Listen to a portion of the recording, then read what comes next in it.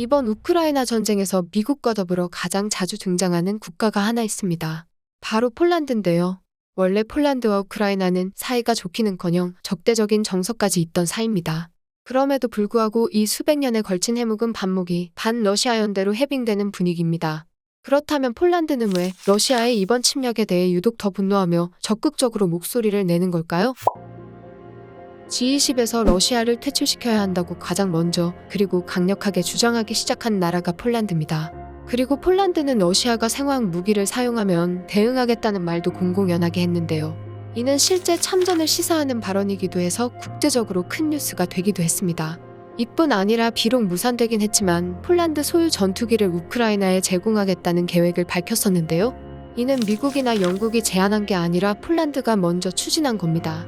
이번 전쟁에 가장 적극적인 주변국을 꼽으라면 아마도 미국을 빼면 폴란드라 말할 수 있습니다. 언론들에선 이를 러시아에 대한 공포감 또는 확전에 대한 공포감이 발로한 것이라 평가하는 경우가 많은데요. 글쎄요, 그런 분석보단 역사적 맥락에서 분노의 발로로 보는 게 더 합당한 측면이 있습니다. 그리고 폴란드는 군사적으로 그렇게 허약한 나라도 아닙니다. 폴란드는 나토 소속 국가 중 영국, 프랑스 등의 몇몇 국가를 제외하곤 최상위 군사력을 갖고 있다고 평가받는데요. 글로벌 파이어파워에서 매년 선정하는 군사력 지수에 따르면 폴란드의 군사력은 세계 23위 수준입니다. 이는 우크라이나보다도 높은 수준인데다가 그중 기갑전력은 양적 질적 측면에서 나토 최대 최강으로 꼽히고 있습니다. 2차 세계대전의 본격적인 시작으로 여겨지는 1939년 독일의 폴란드 침공. 그런데 자주 가려지는 게 당시 독일과 소련이 함께 폴란드를 침공했다는 사실입니다.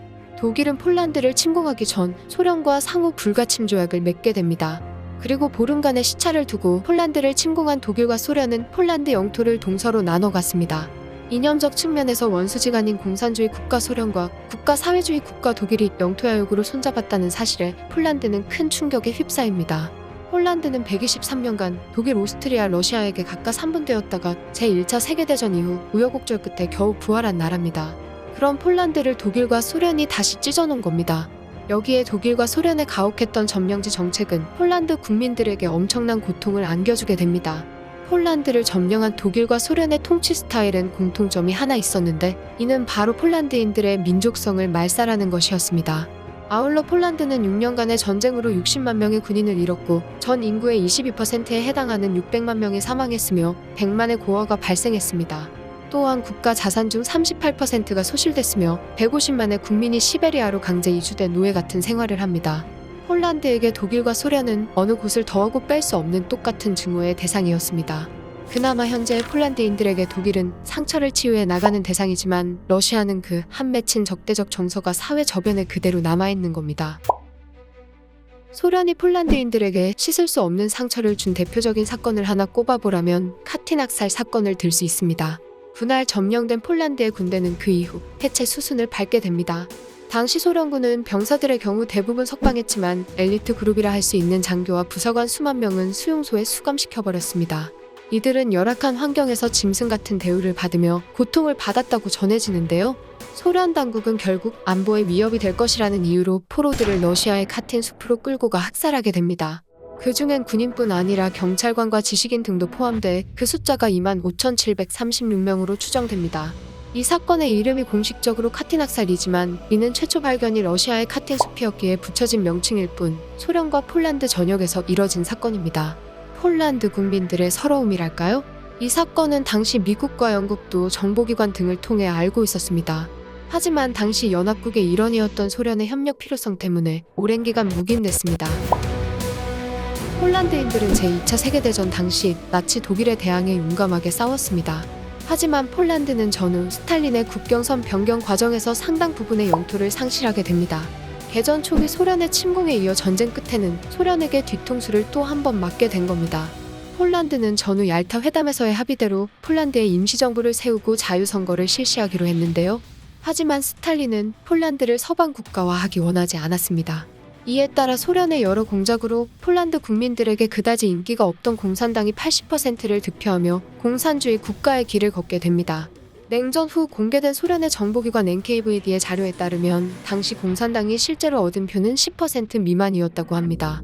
결국 국민들의 의사에 반해 공산주의 국가로서 소련의 위성 국가가 된 게 바로 폴란드일 뿐 아니라 이후에도 소련의 폭업적, 착취적 통치에 오랜 기간 고통받게 됩니다. 동유럽의 민주화 과정에서 폴란드가 가장 빠르게 서방의 자유민주주의를 안착시킨 나라 중 하나가 될 수 있었던 이유도 바로 여기에 있습니다. 폴란드는 17세기 이전까지만 해도 유럽의 최강국 중 하나로 러시아보다 국력이 더 강했다고 평가됩니다. 그런 그들이 러시아에 의해 근 300~400년간 처절한 탄압을 받은 겁니다.